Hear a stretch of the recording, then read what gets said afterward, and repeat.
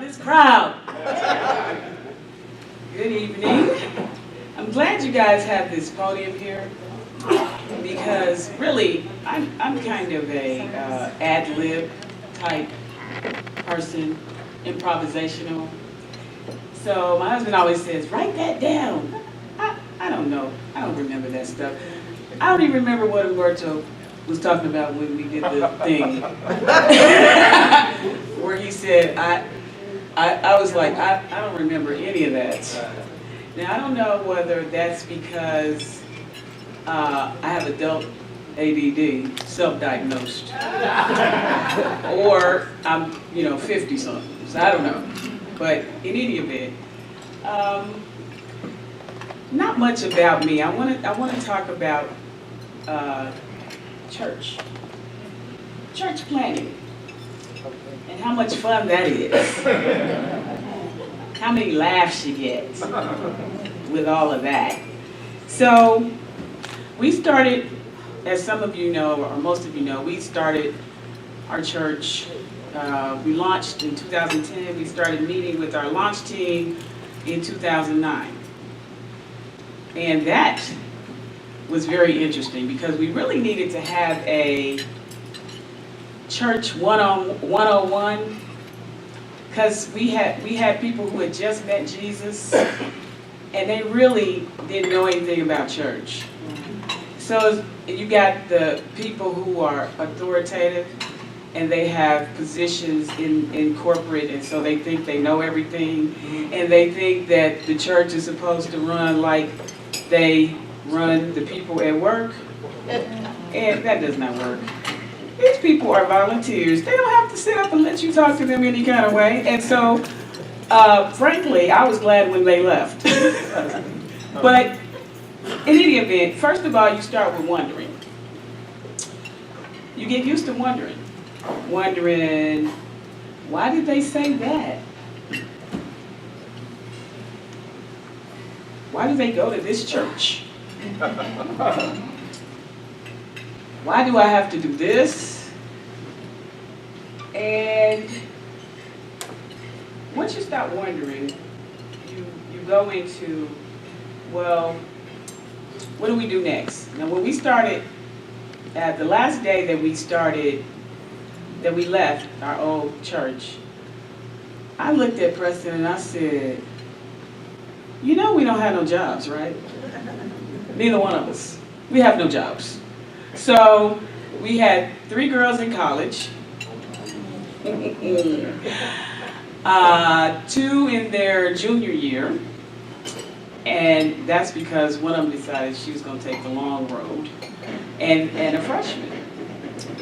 And we were really just trying to figure out how does this work? But we had to obey God. And really, truthfully, you wouldn't believe, I was more relieved at the church plant than I was when I was because I'm just so much more comfortable when things are topsy-turvy. I don't know why, something's wrong with me, but I'm so much more comfortable when things are not settled. So once we started doing this whole thing, I felt a lot better because then I could determine what kind of goofy stuff I did. So when I was at another church, I had to go by their goofy stuff. And you're wondering, why did they do that? Why do I have to do this? And why is this what we're trying to do? So we decided we would obey God. So people ask you, why did you plant the church? We didn't have a choice because this is what happened. Preston Adams, and I say his whole name when, I have to tell a story about him. Preston Adams had been talking to me for probably a good 10 years about what should he do next. What should he do next? He wrote this plan in 2005. And he kept saying, I think I'm supposed to plant a church. And you know what, he still drives me crazy with stuff like that. Like, I think I'm supposed to do this because I have to cut him off. Because this is my rule. My phone goes off at 10. Do not ask me anything about church. after that. And he's like, well, did you get my email? No, because it's 10:30. And I don't read email after 10. So don't ask me about church. And so I have to cut him off during the day sometimes. Hey, I just wanted to run, is this about church? No, we're not having this conversation right now because I'm trying to watch Bonanza or something. You know, I don't want. And as a matter of fact, one of the things that happened with me was I had worked for child welfare most of my career. And I had resigned from that position 2 years before that. And so I was considering going back into it, but I had regained some of my faculties that I lost while working there, so I decided brain cells need to stay intact, so I'm going to stay where they are. So he, see, now my ADD is kicking in. Look at the puppy. Oh, squirrel? S-Q-U-I-R-E-L? Inside joke, sorry. So what he did was he said, I'm gonna plant this church, and I said to him, listen, as I say to him often, listen, with my eyes closed. Either do it or stop talking about it, because you are driving me crazy and you are getting on my nerves. So I said, I really don't have a preference. If that's what you want to do, then we'll do it. That's fine. I'm with you. So he was like, oh, okay. So my oldest two were like, yeah, Dad, I don't know why you haven't already done that. Now, the youngest one was a different story. She was like, so what does that mean? Does that mean I have to move? Does that mean that my room is going to be smaller? Does that mean that I can't go to the mall? Yeah, it means all of that. So she was devastated. Oh my gosh, I don't have a car.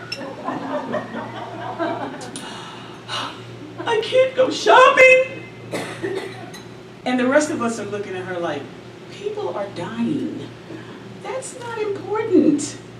But that's what happens when you have a millennial. Because the way that they look at things is just so much different than what we were taught. Everything is why. Why? Why do I have to do it that way? Why? I don't understand why that's a problem. Because I said it's a problem.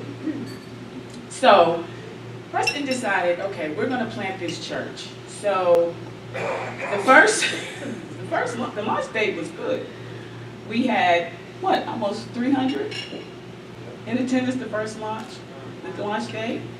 And then we went the second week and we had like maybe 150. The third week we had like 70. In the fourth week we had like 32. And then we were collecting offers that were like, what? And he said, come on, Jesus. I was like, right, Jesus, are you kidding me? What are we gonna do with this? So it started to build back up. It built back up. So we just celebrated our 6th year, and we average about 100 to 120, depends on what's going on the weekend. Yeah, because we worship at noon, right? So let me tell you about some expectations for pastors, which you probably already know. You all are deep enough into this to know that when you're a pastor, people don't really consider that you're human. Are you guys? Are you androids? I mean, because they expect for you to do miraculous things. Now, I just told you, I didn't have a job. He didn't have a job. We were getting $300 in offering, and wasn't nobody getting paid. So people were asking us, could we help them with their rent? I was like, how? How? I was just going to ask you the same question. So they expect the miraculous, and they expect that you will be awake at any hour, that you will show up anytime that they want you to come, that you don't have anything else to do, or you shouldn't do anything else. Even if you do have something to do, you should only do what they want you to do. So don't make any plans for your life, because your plan is that they're going to need you, so you have to be available. Now let's get to this whole pastor's spouse thing. I don't do well. Just as you can probably tell, I'm a bit unorthodox. I tend to make faces when I shouldn't. And people have told me, you can't sit on my daughter told me, you can't sit on the front row anymore because you make faces. And I'm like, I am being as calm as I know how. I'm only doing this. So I'm a little bit unorthodox, especially when you talk about black church. I am not wearing a hat of any kind. They're hot. They make your head hot. I'm too short to wear a hat. I would look like a turtle in one. I don't want to, I like to go against the grain.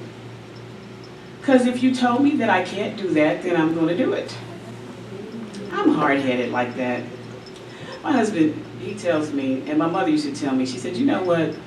You will argue a point, and you know you're wrong. And sometimes I do, because that's my point, right?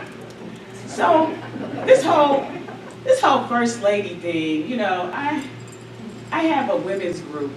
Well, kind of. My husband said, I think you might want to do something else with the women's group. And you know, I don't like him to tell me what to do, so I didn't do anything. So he said, you should do something with the women. And I said, so you know, I made up this little calendar, and I had I do this real talk thing where I had the women come to my house at first to just talk about subjects that they, you know, wanted to talk about. It was anonymous. You just put a little card in a ball, and we pull them out. We all talk about them. People give feedback, so nobody has to say, "Oh, that's my issue." Then I had every other week I had Bible study.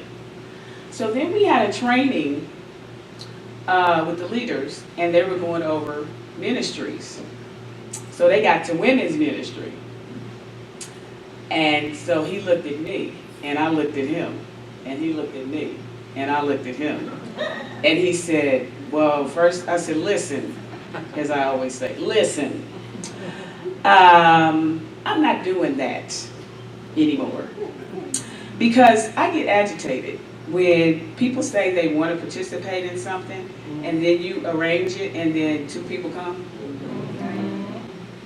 I thought 20 of you said, well, yeah, if you do that, First Lady, I'll be... Okay, I'm tired of seeing these 2 people. These are the only 2 people that show up, and then you complain because, well, we don't do anything. Well, you don't show up when we do something. And so it's difficult because I'm not Orthodox, First Lady. I think I may come off as mean to some people. Do you think so? Probably. I don't know. He thinks he's in this, so I'm not, you know, I don't have anything to say about him. So I'm just really, what am I? I just say it like it is. It's just real talk for me. I don't skirt the issue. I don't try to, and I'm not trying to be mean. It's just that it takes so much energy for me to try to be euphoric. I just want to get it out. So here it is. So some people at first they said, oh, you're so wonderful, you're so nice, you're so open, and you're so welcoming, and I am welcoming. Now I'll say hello. Now that don't mean I want to sit down and talk to you for a week. No. Don't call me every day, because I may not talk to him every day. So if I'm married to him and I don't talk to him every day, I don't want to talk to you every day. I am not your girlfriend. Why are you calling me every day? And I already told you what to do. Why are you asking me the same question? I'm tired. So I guess some people would say, well, she's not that nice. I don't care. I mean, it's just that I like, my husband is such a big teddy bear. He really is. He is the sweetest, nicest. And he knows it, because some of the stuff that he puts up with,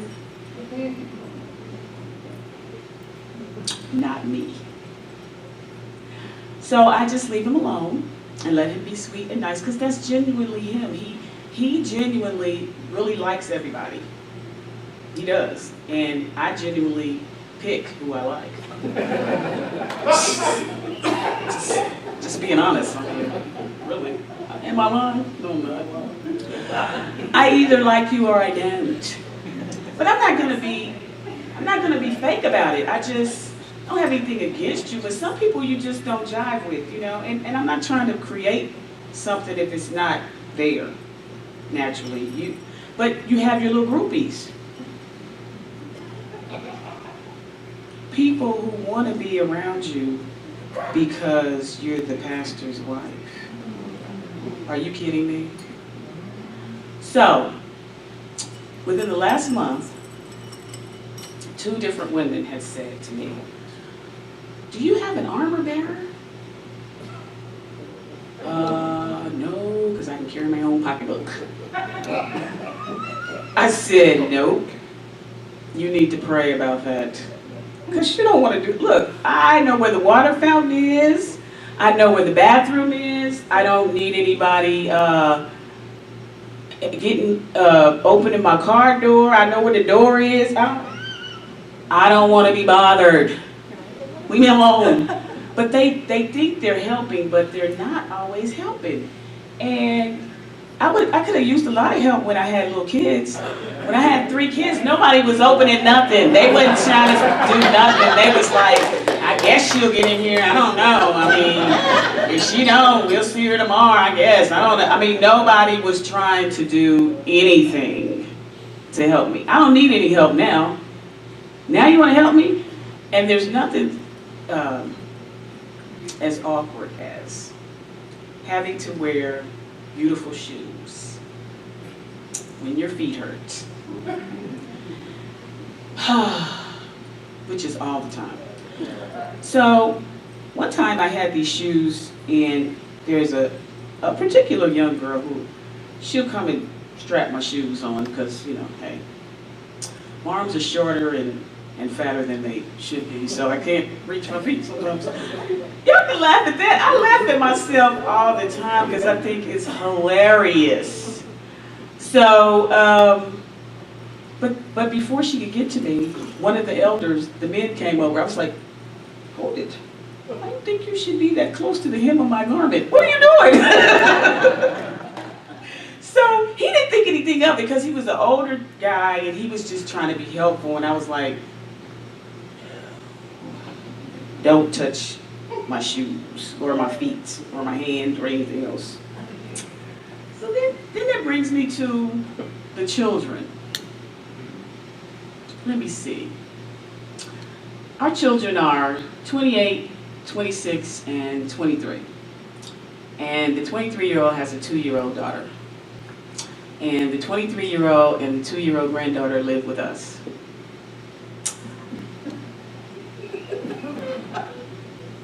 That's not how I planned it.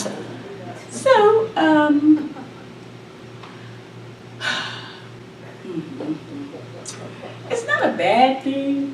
is just an annoying thing. Because when you thought your nest was empty and then they bring back little birdies with them, it's just not good. You know, my water bill is higher, the electric bill is higher because the TV is on all night long. All night long. And so is the fan. I don't know why there's a fan on when we have central air, but there is. And actually, he runs a fan too. Go figure. I guess that's where she got it from. The children, when we were starting out in ministry, it was at the birth of our second daughter in 1990. He was, he was a computer analyst. So you see, I'm just now getting used to being in ministry.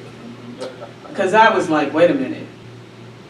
That's not what you said we were going to be doing. So how did this happen? So, okay, I can't say no to God. I'm not going to fight God. I'm not going to be standing in line at the judgment and taking up time for stupid stuff. So I'll just go ahead and obey, because I figure other people have worse things that they've done. They're going to take up a lot of time. I just hope I'm not behind them, because I'm going to be ready to get in. So he came home one day and he said, I'm going to seminary. Now, our daughter was born in March. This was July. And I said, why? I have to go. I said, why? Are you supposed to are you going to be preaching or something? What are you doing? Yeah, I think I'm called. I said, called to what? I think God is calling me to pastor. I said, really?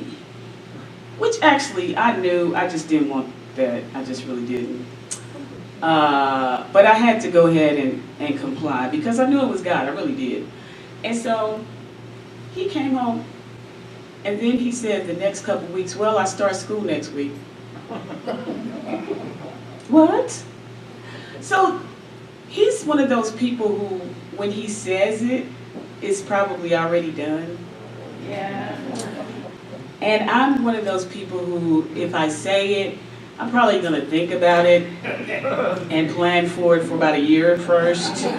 So we clash often. And he asked me, I admittedly,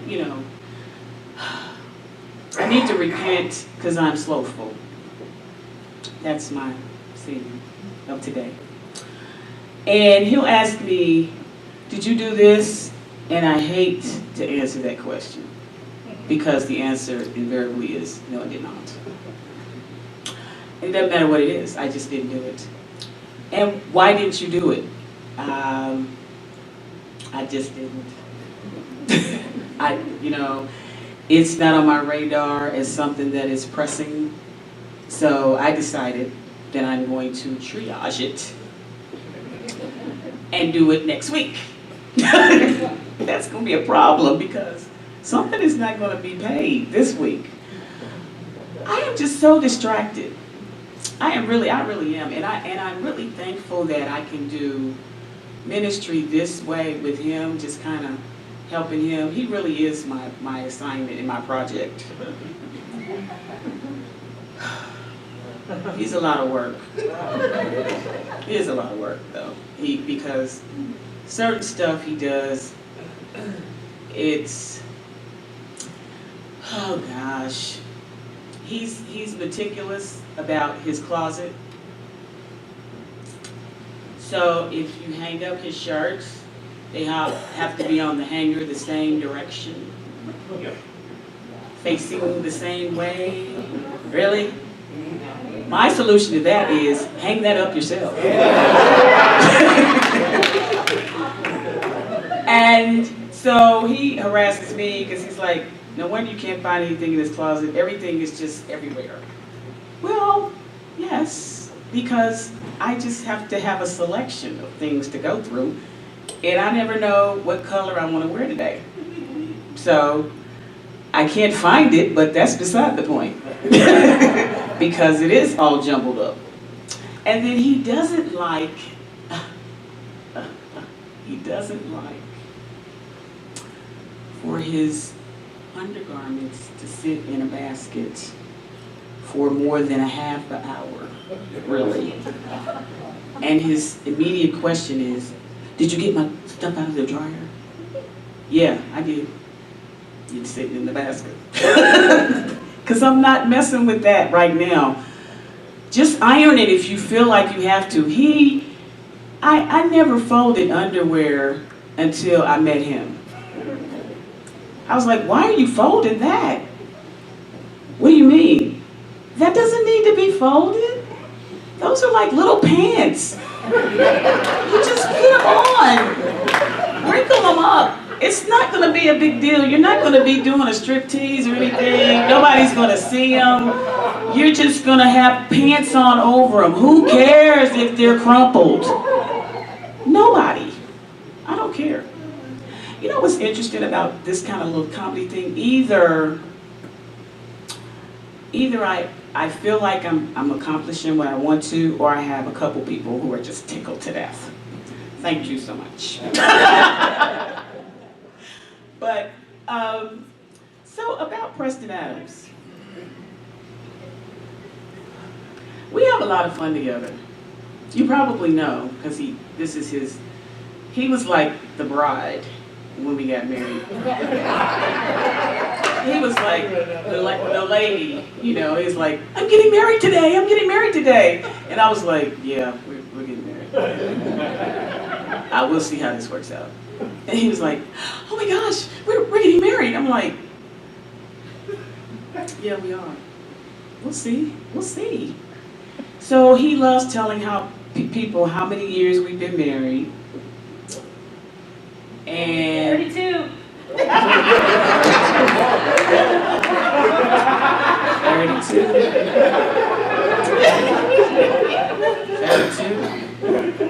Yeah. We have been together for 36. He is so proud of that.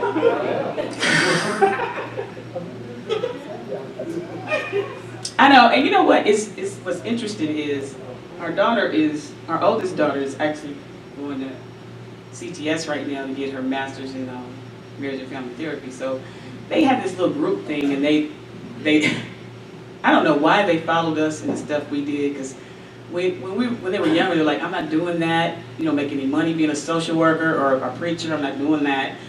And they're all doing something related to social service. But I think that's great, because I wanted them to have a social conscience. You know, they were blessed to grow up and have things that we didn't have. But we taught them about where we came from. And we taught them that it was important for them to be humble and not to think that they were better than people, because you're not. And that's like one of my pet peeves, when people think they're better than people. And you grew up down there on Skid Row. What are you doing? Now you're better than everybody? You know, it's ridiculous. So, our family, let me tell you about our family. I have to do that. When we started the church, you know, he's from Chicago. And I'm from here. And my siblings decided they were going with us, except for one of them. He's always been kind of like, I'm not doing anything everybody else does. He's kind of like me, so that was fine. They've all left now. That's kind of a good thing, though, because it's hard to pastor people who know you on a different level. And so, at first, I think I was a little hurt. I was like, wait a minute, you said you were going to be here with us, and you're going to help us build this, and now you're leaving? Because you're mad at me, pretty much. He never does anything. It's usually something I did. But it had nothing to do with church. It was personal. So, but now we can go on with what we're supposed to do without trying to figure out whether we're offending them or they're going to get on board or they want to have something to say that other people might not want to say. So, I mean, I think it's a good thing because they did go, because prior to us launching the church, they didn't go to church, period. So they go to church somewhere now. So that's a good thing. So, but Preston Adams, when people call, and you guys, you're going to experience it if you haven't already. People say, well, Pastor, we decided well, sometimes they don't say nothing, they just don't come back, and you go, what happened to such and such? And he's the type will call and say, so where'd you go? Look, I'm not calling nobody, I don't really care where you went. He'll call and say, well, where have you been, where'd you go? Are you coming back? And so when people call him and say, well, I decided to move on, he always has an encouraging word. Well, thank you so much for helping us, and we appreciate everything you did. And I'm doing like this. They didn't do nothing with anyway when they were here. So, I mean, this is a unique group because you all know what that's like, all of that stuff, and dealing with people in different levels. I mean, you have to understand that when people come, a lot of times, or well, hopefully, you're getting new souls, right? And so, with new souls, you got a lot of church to explain. Why are we doing this? Oh my gosh, let me tell you. We were trying to train some elders, right? So, we were trying to train them about communion.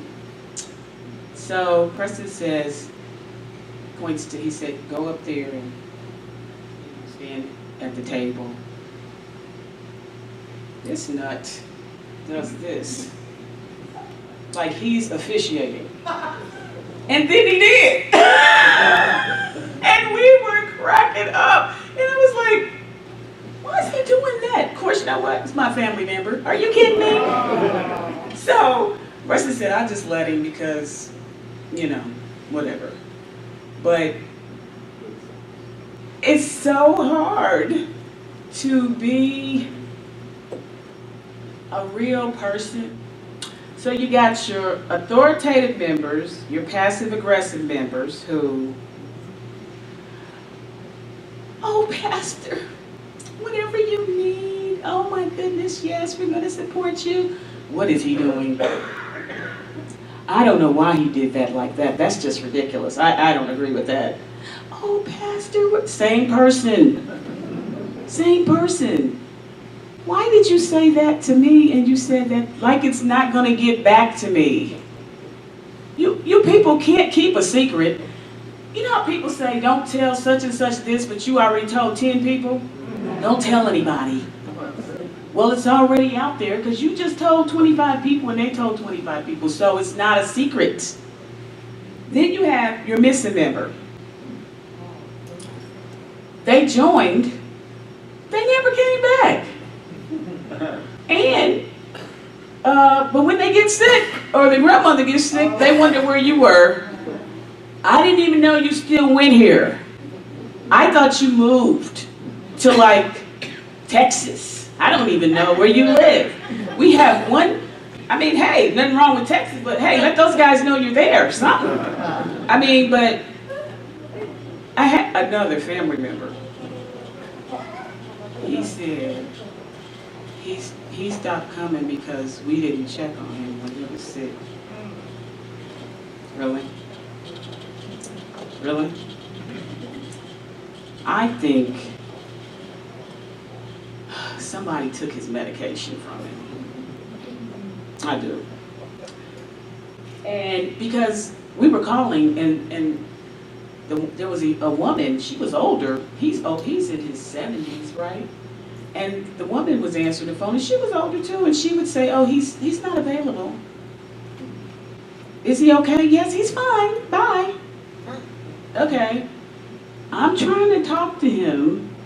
She won't let me talk to him. So now I haven't been checking on him. So you get blamed for all kind of stuff, right?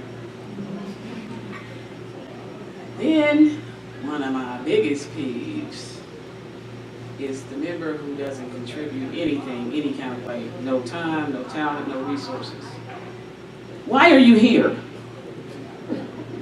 You contribute nothing to society. You're taking up oxygen. Why are you here? You're just sitting here. You don't participate in worship. You don't do. I can't even get a head nod. I mean, you come in and you're catatonic.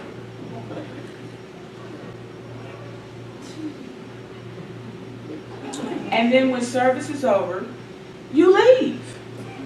And we never hear from you again until the next time you decide to come back to church. Isn't that annoying? Oh my gosh. And there's the needy people who I talked about before. You know what? I'm going to tell you this. I digress. You know why Chris and I have been married for 32 years? Because I don't like to be bothered. And he doesn't bother me. So he can ignore me, and I don't care. I like myself. I like being by myself. I don't mind being by myself. Because you know what? I grew up in a house with 6 siblings. In a 3-bedroom house with 1 bathroom at that. I love being by myself. So that's why we've been married for so long, because he doesn't have to talk to me. So I don't take a lot of his attention. He can do ministry, because I'd rather he do ministry than bother me. It's just the truth. Go bother them. Because he can call them anytime at night, go, oh, Pastor, we saw the email you sent us at 2:30, and any of you know, if you've worked with, you'll get an email at 2:30 in the morning, because he's up, working, right? That's why I go to bed at 10. But the thing about it is, he decided he was going to place an office right in the bedroom. So I have to hear him and see him. And I'm constantly going, shh, shh. So he's talking on the phone, writing a sermon, on Facebook, of course, writing emails, writing a grant, watching the news, all at the same time. Me, I can do 2 things at once. And I'm doing them now, breathing and standing. I cannot do all that. That takes too much mind. Maybe it's because I haven't done like social work type stuff where my mind had to be active like that. And my daughter told me, she said, you need to get some crossword puzzles or something. Because stuff does go over my head, because I'm like, what do you mean? All the time. Like today, I texted him, I said, should I come in? He said, look up. So I looked up. And I was like, why am I looking up? And he said, no, up as at the door. I'm like, oh, up, like look over this way. It just completely went over my head. So, and I'm a little bit distressed about it, because I'm a hypochondriac. And I do a lot of self-diagnosing. So I've already diagnosed myself with early dementia. And a couple months ago, when I had a respiratory infection, I said I had polyps on my throat, because I was sure that I did. I kept looking at it, and no, it wasn't. It's just a respiratory infection. So I got an antibiotic, and I got better. But I think a lot about my mortality now, because I've buried 2 siblings and my parents, and I've always been kind of like conspiracy theorist, like what's going to happen to me, something extreme, don't do that, because you're going to fall off of the pavement and bust your head and break your teeth out. I mean, just extreme. that will probably never happen, but my pet, my biggest fear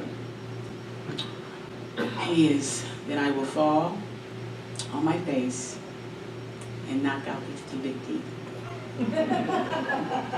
That would not be good.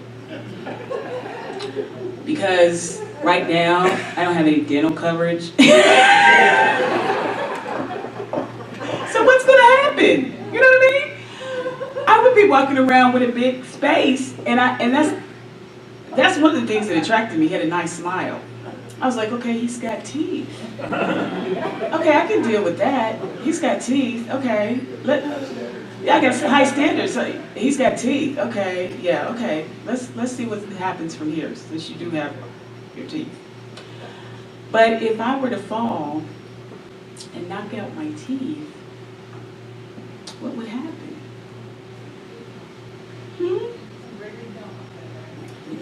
Or some chiclets. Because, you know, he tells me my teeth look like two big pockets, jean pockets. You guys, you know what? You really have to have fun with your partner in ministry, whoever that is. You gotta laugh at the stuff that most people wouldn't think is funny. Because otherwise you'd be crying all day. And I refuse because my eyes are really tender and I don't like for that salty substance to come out of them because it makes them ache. So I try not to cry. So I try to laugh. So we talk about each other all the time. I told him I don't like his beard. It's too much. Cut that off. It's summertime. You don't need that. It's like a coat. Then he has these shoes that, you know those shoes they used to wear? Maybe they still do. I don't know. They're so long, they make you look like your feet are twice as long as they really are. And I'm like, why would you wear those? You already were a size 13. Now your shoe is a size 18. And they're coming in the door before you even turn the corner.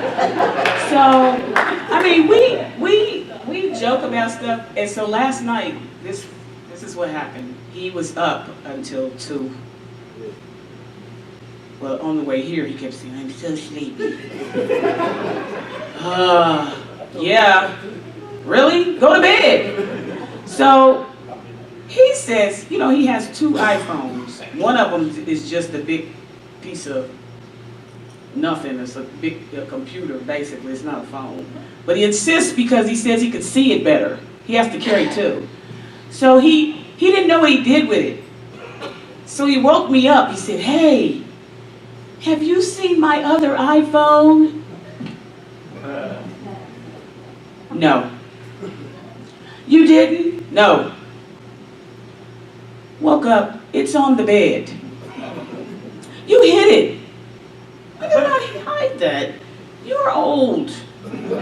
Just old. And you need to remember where you put your things so that you're not asking me. So we have a lot of fun teasing each other and laughing at each other because that's the only way that we can get through some of this stuff. Because some of this stuff would devastate you if you let it, you know. It's so hurtful sometimes. But I want you guys to be encouraged. It's a great journey, especially if you know you're obeying God and you have somebody that is there to partner with you through it, because sometimes it gets rough. And you have to have somebody to break the ice and say, we'll wake up tomorrow, it'll be better. Or not, you know. So that's the end of my little spiel, Umberto.